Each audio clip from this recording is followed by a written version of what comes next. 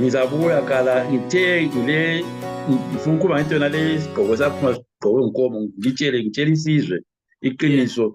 I also have personal experiences of gukurahundi, personal on my physical person. I have those lokuzeni. And by the way, I've not been counseled. So there's a lot. Yeah. There's thousands of people who need counseling. I'm one of those people. Aye. Oh, greetings, everybody who is listening to this program. My name is Thulani Nkala. Today I bring you one of the leaders, of the national leaders in Zimbabwe. His name is Michael Spangilizwe Nkomo. He is the president of ZAPU. Baba Nkomo, we welcome you on Mathuleng Broadcasting Corporation. Thank you very much, Mr. Nkala, for having me on your program. Okay, thanks very much. Today, we will be discussing about the program which is being spearheaded by the chiefs to resolve the issue of the gukurahundi genocide, which happened in Matabeleland in the early 80s up to late 1980s. That is the physical part of the genocide. Of course, we know that the psychological, economical, and cultural genocide is still ongoing right now. Baba Nkomo, we know that the president of Zimbabwe has tasked the chiefs to talk to the people about the genocide that happened in Matabeleland and Midlands, as I said, in 1980s up to late 80s. What's your view about the whole program? Thank you very much, Mr. Nkala. Let's go backwards a bit. There was what you call the National Peace and Reconciliation Commission, which was set to tackle the issues around gukurahundi. The first commission did not do much until when this administration took over. Those people, the commissioners, were dismissed. And then new commissioners were put into place. However, both commissions did not achieve much because I believe they were not as independent as they were supposed to be. Now, come 2019, if I'm not mistaken, a whole new set of commissioners were put in place, including relatives of those who are ruling this country. So soon after that, there was a gathering at the State House. I think it was 2021. It was supposed to have been an all-inclusive gathering. Mind you, the commission was still in place. The National Peace and Reconciliation Commission was still in place, but being very ineffective for various reasons. So come 2021, there was a 2021, I think, where there was a gathering at the State House. There were several groups, including churches and what they called Matabeleland Collective. They came up with an idea that the chiefs should go down to the people and talk to them about the gukurahundi issue. Now, it is very clear that the National Peace and Reconciliation Commission has been put aside deliberately. Mm-hmm. Why? Because the President of the Republic had decided to take this thing and make it a personal issue. Where we are right now, that the whole thing is superintended by one person, and that is the President of the Republic. He calls the shots. He tells the chiefs what to do. We find that very, very awkward. We find that very strange. In fact, we find it illegal because this program does not have the blessing of Parliament, does not have the blessing of Cabinet. There's no legal framework around it, and yet it's supposed to go and tackle such a big issue, such an international crimes issue. We find that very strange. This is amazing what you are telling us. Are you saying this national initiative is a personal issue to the president? He is the only person who is dealing with this issue. Parliament is not involved. The cabinet is not involved. That is so. Like I'm saying, there's no blessing of Parliament. There was no laws that put this thing into place. Cabinet approval, we did not see it. So it's a one-man show. I have a strong reason to believe that this is done so that there's a buying of time by the perpetrator. This is done so that there's perpetuation of gukurahundi. I've spoken about gukurahundi and gukuraundism. And this seems to be a perpetuation of gukurahundi, which is gukuraundism. It is designed such that the perpetrator is not brought to account right away. It is meant such that it is a tool to buy time in as far as we're concerned. That's the starting point. This is very illegitimate, it's very illegal, it's very personal to one man. It's not an all-inclusive program at all. The chiefs have been roped in. I don't think they have much of a choice since they are answerable to government. So the chiefs have no choice at all. They just have to toe the line. Yeah. We are saying. But on what, sorry, Babanko, on what you are saying, some people are saying this president is honest, this president is genuine, he wants to resolve, he wants to solve, he wants to deal with the issue of gukurahundi once and for all.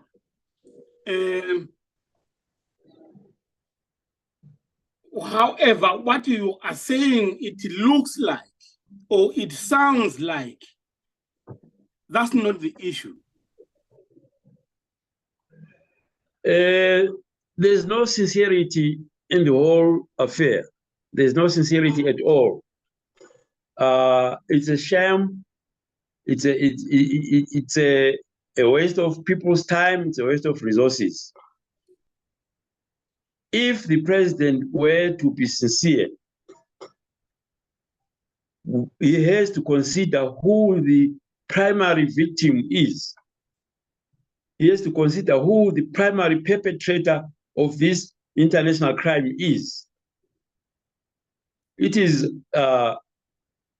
known by all and sundry that the first victim of this heinous crime is ZAPU.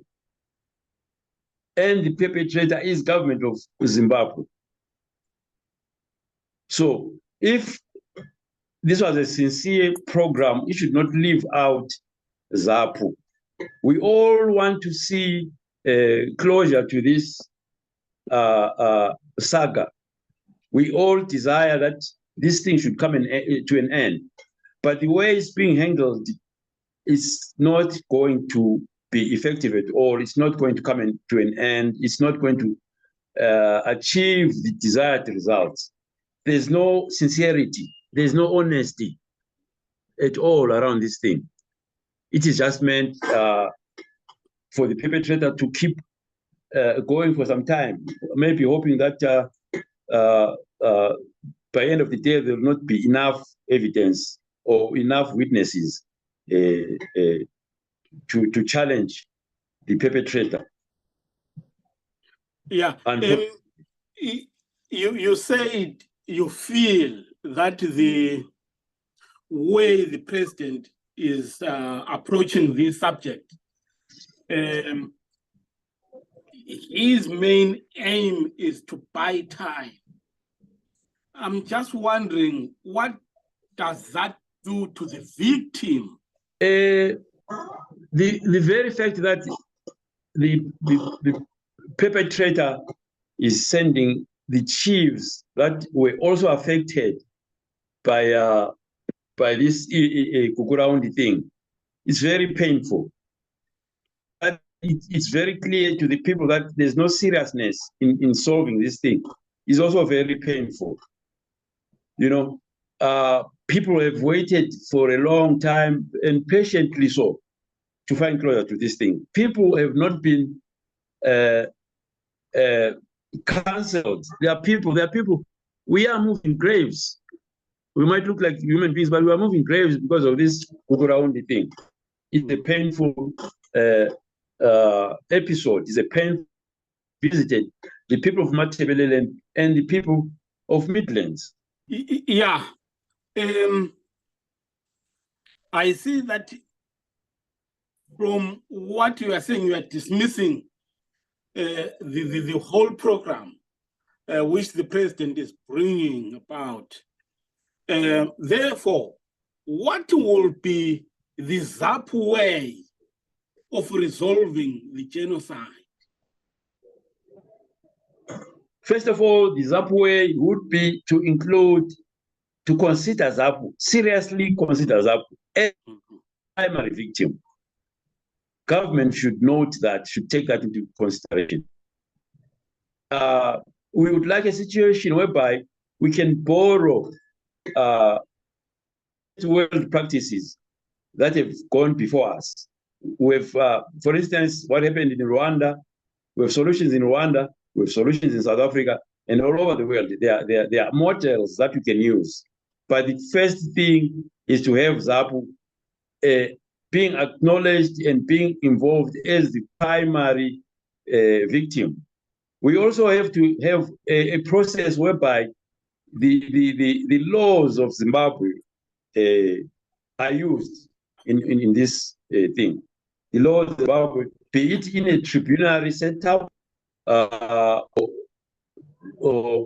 for instance, if we can borrow the Rwanda model, whereby the perpetrator actually went down to the victim, to face the victim on a face-to-face basis, to say, look, I've come here, I'm sorry, I killed your father, and so on. This was done in Rwanda, and it worked for them. I'm not saying it can work for us, but the fact of the matter is that perpetrator and victim should face each other face-to-face and resolve this thing. We want this thing resolved. We want this thing settled. We want a closure to this. We don't want this thing to be transmitted to our great-grandchildren. No.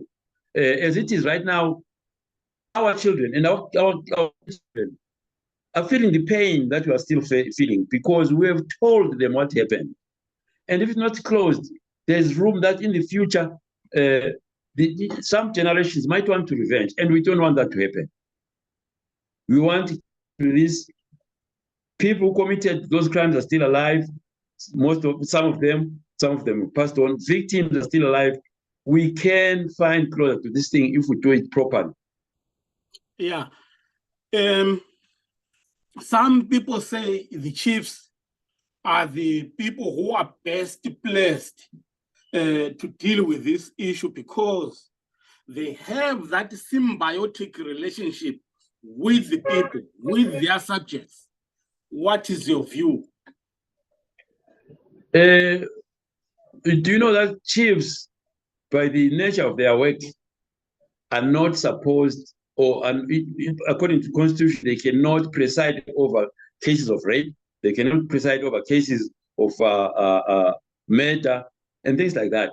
So how can they go now and talk to the about cases of murder, cases of arson, cases of rape? It's impossible. They might mean well, but remember also that the chiefs are also victims. The other day, Chief Matema was talking about having relatives who were killed. Chief Matema said his own mother is disabled because of the gukurahundi thing. There are chiefs in Mnangagwa, I believe, around chieftaincy. There were chiefs who were attacked when they went to bury a chief that had been killed by gukurahundi.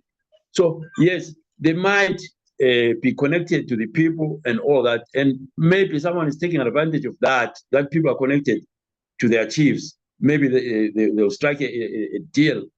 It will not work because people are still painful. People are still seeing the perpetrators. Whilst we are there talking about chiefs, I understand that the chiefs from the Midlands are not even involved in this Mnangagwa, President Mnangagwa's program. What do you think? What do you think the president is doing that? That's the whole problem, Nkala. That's the whole problem. There's too many machinations around this thing. There's too many underhanded maneuvers. The chiefs from the Midlands are deliberately excluded from the process. Why? Because there's going to be a revelation of the genocide that took place in Matabele and Midlands. Why am I saying that? You know that in the Midlands, they were when the 5th Brigade arrived there, they were selecting homesteads of Ndebele speakers and leaving out the homesteads of the Shona-speaking people. So if the chiefs were to be involved in this process, it's going to be revealed, this is what happened in the Midlands. So it confirms the genocide, that there was an ethnic cleansing taking place at the time during the operations. So it will become clear that it is true what people are saying, that when gukurahundi got into certain places, they were saying we were ordered to come and kill all the Ndebeles. So that situation in the Midlands can confirm that, and they don't want that to happen. The powers that be do not want that to happen. Yeah, that becomes very interesting because when you started here, you were saying the gukurahundi targeted ZAPU or maybe ZAPU supporters as well. But we know that ZAPU consisted of everyone in Zimbabwe, including Shona and Ndebeles. But in this case, in the Midlands, we know that there are Ndebeles, there are Shona-speaking people. And when it got there, it targeted the Ndebele-speaking people and they left the Shona-speaking people. So are you saying that the genocide was targeted at eliminating the Ndebele people only, not just ZAPU saboteurs? To begin with, before the elections of 1980, the first elections in this country, a lot of our supporters were killed in the northern region, that is Mashonaland, Manicaland, and so on. They were murdered by the same system that was applied by gukurahundi. But when the system got to Matebeleland, the target was ZAPU, the target was ZIPRA, and supporters of ZAPU and ZIPRA. The target was Ndebele-speaking people, which makes it a genocide because it's an ethnic cleansing program that was in place. That makes it a genocide. You know the definition of genocide. If you target a certain ethnic group in whole or in part to eliminate, you commit a genocide. I'm not in any way saying, as people might say, that the Shona people were targeting the people. No, far from it. We are saying the gukurahundi system, led by tribalists, led by narcissists, led by people who wanted to have a one-party ZANU state. That's who we are talking about. There shouldn't be any mistake that the Shona people were fighting the Ndebele people. That's not it. That's not correct. It's not true. We had hundreds of our supporters in 79 killed as a prelude to the gukurahundi thing. 1979, 1980, they continued being murdered because they were ZAPU supporters. So let's combine the two and say the people were killed because they were ZAPU, people were killed because they were ZIPRA, people were killed because they supported or they were members of both these organizations. And most importantly, genocide was committed against the Ndebele-speaking people of Zimbabwe. Okay, I think it is clear. You have expressed it very, very clearly. There is another question which is very interesting. People usually say, whenever you raise this issue of gukurahundi, they say there was a war, there was a conflict. What is the position of ZAPU regarding that? It is not true at all that there was a war in Matebeleland. There was not a war at all, which is why even the perpetrator calls it a disturbance. You understand? They've never called it a war. They always say disturbances in Matebeleland. Now, there were various forms of dissidents that were targeted by gukurahundi. There were dissidents formed by ZANU. There were dissidents formed by South Africa under the name Super ZAPU. There were disgruntled members of ZIPRA who left the army and took up arms. Let's not run away from that. That's the effect of the combination of the dissident actors, as it were. All right, Babankom, let us focus firstly on this, the distance which will ran away because we're disgruntled. These were ZAPU people or ZIPRA people, isn't it? Of course, they were ZIPRA people. They were not only disgruntled, they were mistreated. Several of them had been murdered. Several of their commanders were murdered point blank. There's a case of one Dueni in Itataya, somewhere around there. There are several cases of ZIPRA leaders being shot point blank offhand. So the subordinates and some of the ranking officers left the army because they knew they would be killed by their own army, by the Zimbabwean army. They left the army, they took up arms, or wherever they call the arms, I don't know. it is a fact that there were 3 types of dissidents in the country. And it is said that wherever they met, sometimes they would fight. The ZIPRA from the dissident from the army, the dissidents from Super ZAPU, South African created, and the dissidents from the gukurahundi army. At one point, our first president of ZAPU, Joshua Nkomo, said these dissidents are dissident by night, and during the day, they are the army. So that's what happened. The dissidents were there. There's no question about that. But at the end of it all, when they were called after unity, guess what? There were not more than 200. There were less than 200 dissidents accounted for. Now, you don't send an army of 10,000 people to pursue 200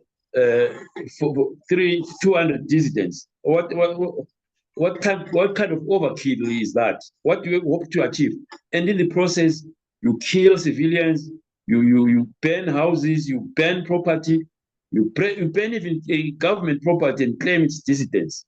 That's what happened in Lupane when the so-called dissidents burned shelters and infrastructure and whatnot when ground was starting.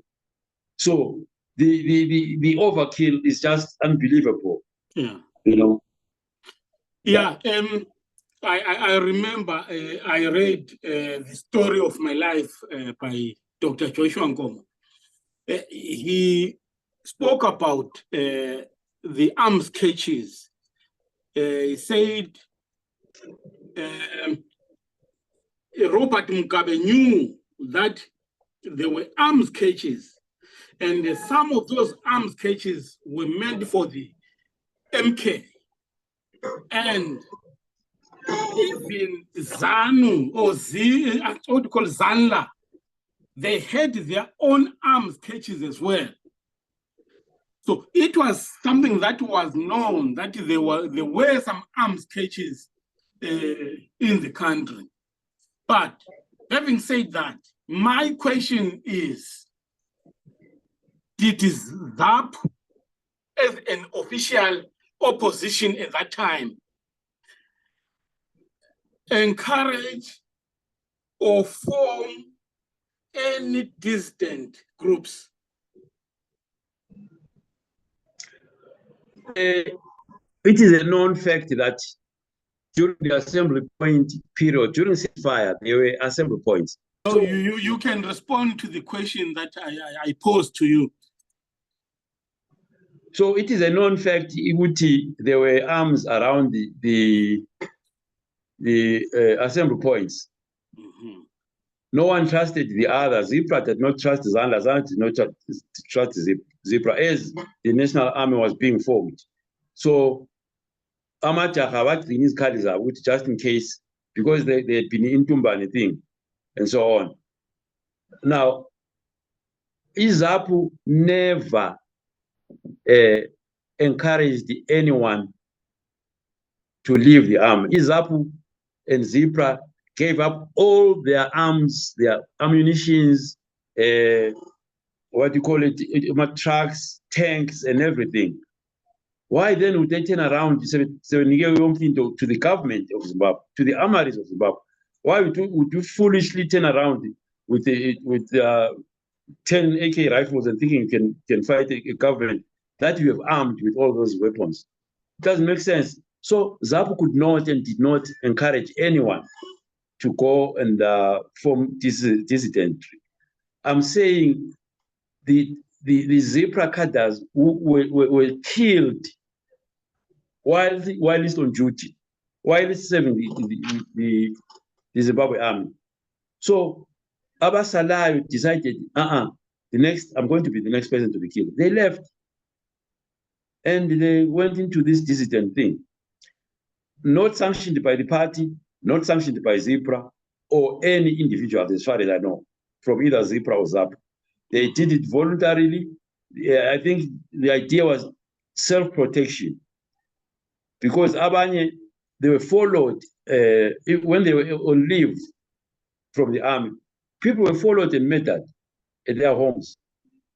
People were buses were stopped on the way, and Zipra personnel on leave were pulled out of the buses and murdered and killed. So that was the situation. That's what happened.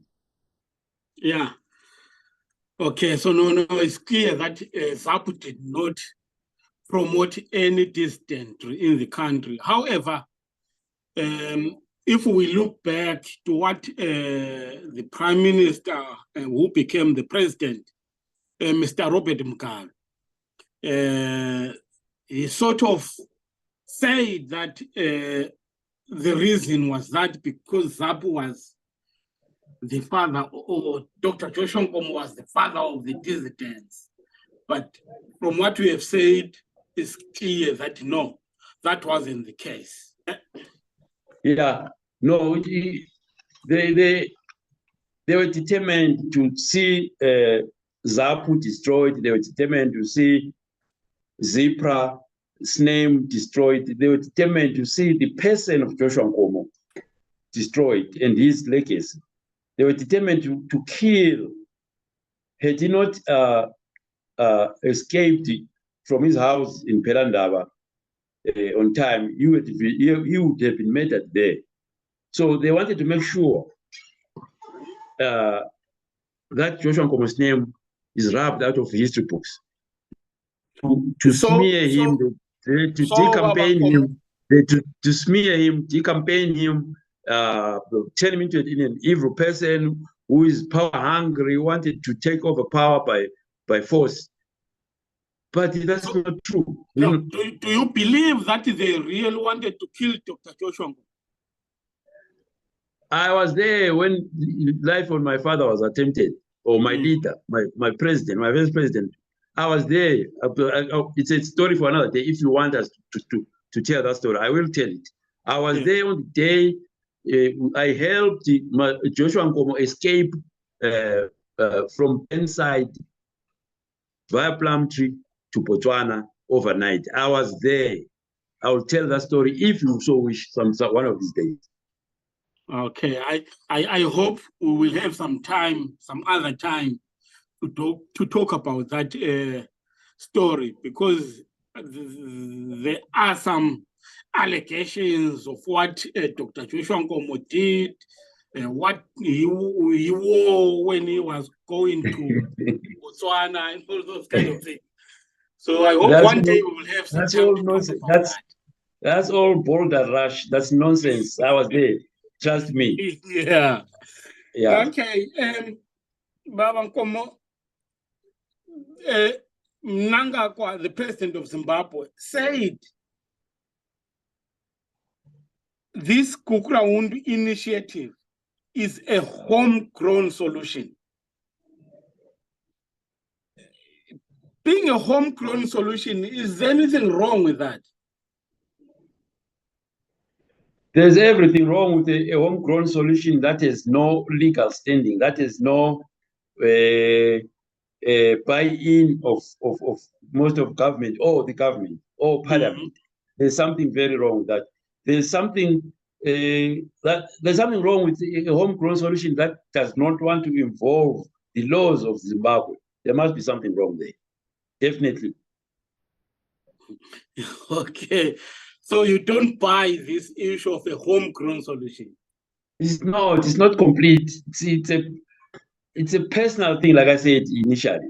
It's a personal thing meant to hoodwink the nation, meant to hoodwink the victim, meant to hoodwink the world to think that now there's a solution being sought. It's not. It's far from the truth. There's nothing of the sort. Okay. All right. Let's go back. I know I asked you this question because I want you to be clear as a party, as ZAPU, if you were given an opportunity to genuinely resolve the issue of the gukurahundi genocide, what would you do? What steps would you take which you think will be acceptable to the victims and to the perpetrators? Kuthiwa uboniwe ngomlomo uluzwe ngomlomo. First step is for the perpetrator to acknowledge, not to tell us it was a moment of madness. That's not an acknowledgement. To acknowledge the fact that this took place. Second step is to apologize to the victim. Third step is to start the process, a proper process, whereby there's laws involved, whether cultural laws or whatever laws there are in Zimbabwe, to be involved in the whole thing. Now, there are traditional ways as well that need to be addressed. There are traditional issues that need to be addressed. But the starting point is for the perpetrator to acknowledge and apologize. Then we can start from there. Yeah. All right. Of course, acknowledgement and apologizing, just those two things, I am sure that they will go a very long way. But after that acknowledgement, after that apology, what should follow? I'm saying the laws of Zimbabwe must be followed. I'm sure the laws of Zimbabwe and the international laws can guide us on the correct direction to follow. We should be guided by the laws of the land. If we have to invite, like I'm saying, Rwanda, they did it on their own. South Africa, you can have observers, you can have monitors, but it is important that we try and do it on our own. There's nothing more relaxing, there's nothing more therapeutic than someone coming to you and saying, my friend, my dear brother, I'm sorry. Sorry is a therapy, a big therapy. It's very acceptable in our society. It's a very acceptable in our culture. You know, when you've been wronged by someone, Gada, there's always that lump here in your throat. And when that person comes and say, daughter, I'm sorry, you feel that lump going down. Yeah. The developed people still have lumps here. The people of Zimbabwe still have lumps in their throats for what happened. So, sorry, apology is very important. It opens gates, it opens conversations, it opens solutions. Yeah, but what do you think the president is afraid of? Why doesn't he want to initiate a proper program that will involve truth-telling, that will involve justice and apology and acknowledgement? What do you think he is afraid of? To start with, there's arrogance around the whole system. There's arrogance. There's a sense of muchatite. What are you going to do about it? Also, there's the element of being arrested, being charged with all these crimes. That's a possibility. That's a very big possibility. If you commit a crime, the laws of Zimbabwe say you have to answer for. So the president is trying to avoid that. And yet we need a transitional justice to say you are moving from here to the next place, to the next phase. That's transitional justice. It is painful at times. So I think the president be man enough, to come forward and say, let's do this together, perpetrator and victim. Let's do this together. I said to you, we don't want this legacy transferred to our children, our grandchildren, and so on. There is an issue in Venezuela, for instance, South America. People were murdered by the regime in the 70s. People were thrown out of airplanes, thrown into the lakes and rivers. And there was denial by those who were doing it. There was denial by government. There was denial by the perpetrator. Guess what? It's hounding their children today. This is Venezuela. I'm talking about Venezuela. It's hounding their children to such an extent that they've taken it upon themselves to find peace and find closure and face the families of those people who were murdered by the Venezuelan government. Yeah. I don't think it's fair. It's not fair that we should transfer such pain to our what do you call it, grandchildren. Yeah. I hear you. I hear you. From what you have shared with us, it looks like this program that the president has initiated, they can do it, even they can do it for 1,000 years, but it won't solve the problem that we are faced with. One of my last questions,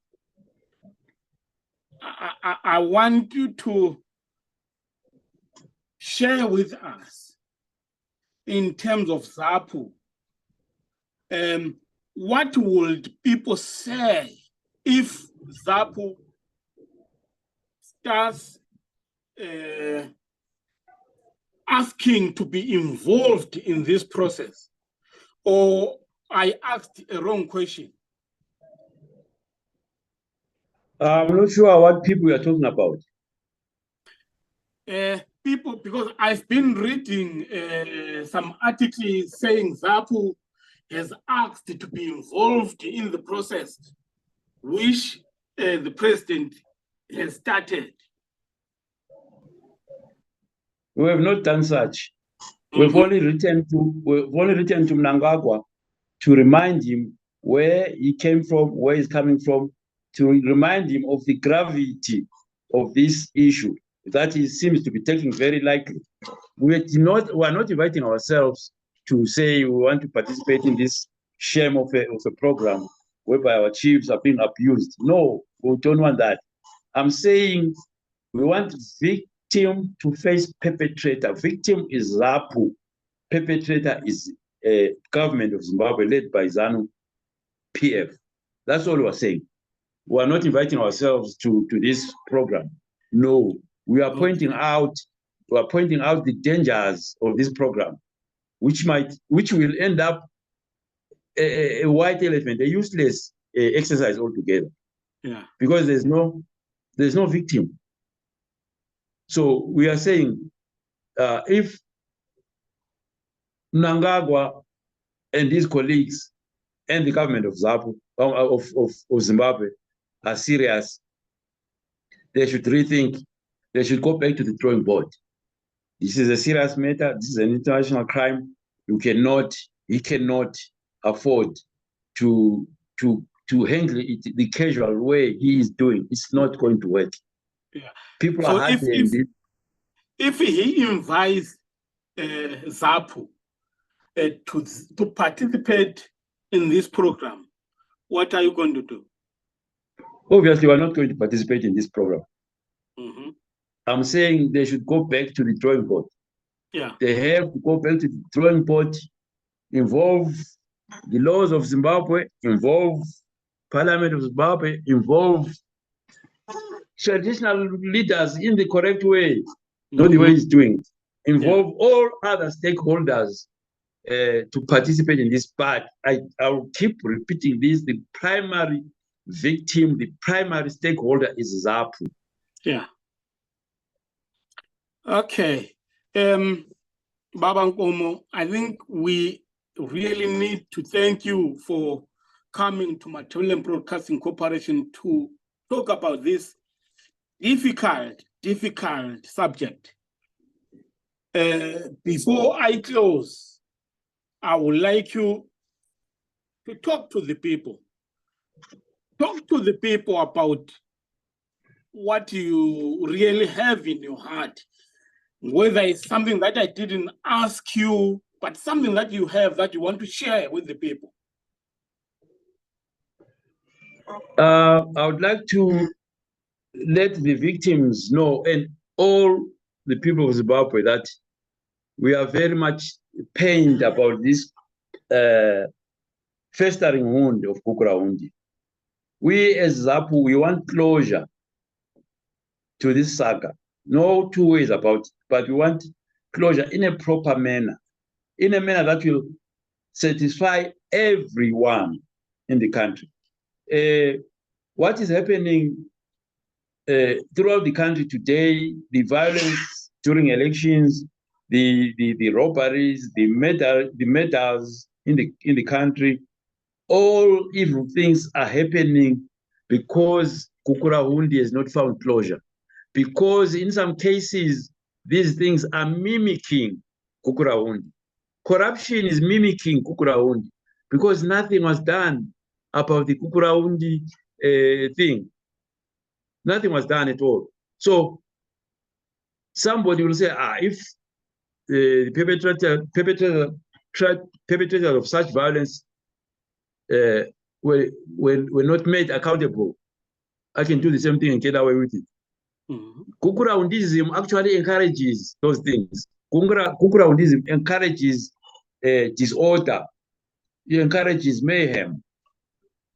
For the country to move forward, gukurahundi genocide must be addressed. Gukuraundism must be addressed. And ZAPU stands ready to participate in a wholesome program. So I would like also to remind people, the ZAPU supporters and everyone else, the chiefs are going to come to them. There's no question about that. They are ready to go. They've been trained. They've been given tools to go into that. They are going. People must be aware that the chiefs are coming. It is very important. What they say to them would be very important. First of all, they have to demand an independent body, an independent commission to be involved in this thing. Secondly, the media that has been shut out must also be involved. What's if it's an honest thing? Why chase the media? So those are some of the things that we want to happen. So they must be ready to go and talk to the chiefs because they are coming. Yeah. Yeah. Okay.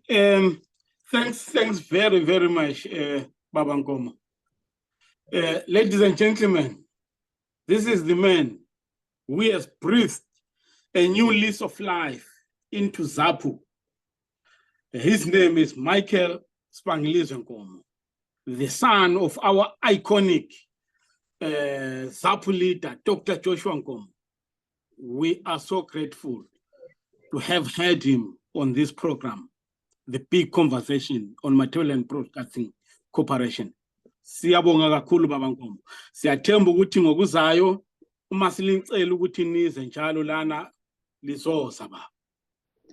Ngizabuya kala ngithe ngile ngifuna ukuba into nale sigqoko saphuma sigqoke Nkomo ngitshele isizwe iqiniso. I also have personal experiences of gukurahundi, personal on my physical person. I have those dokuzen. And by the way, I've not been counseled. So there's a lot. Yeah. There's thousands of people who need counseling. I'm one of those people. Hayi. Siyabonga kakhulu. Siyathemba ukuthi sizobuya sixoxe futhi kabanzi kakhulu. Usixoxele futhi nokuthi ubaba uNkomo kungesikhathi bethi waphuma egqoka isigqoko sesalukazi kwakuliqiniso noma kwakungamanga. Hayi sibongile kakhulu. Siyabonga nkalo, kumele lange lihle. Siyabonga abalaleli lababukeli. Nani kakhulu. All right. Bye bye. Bye.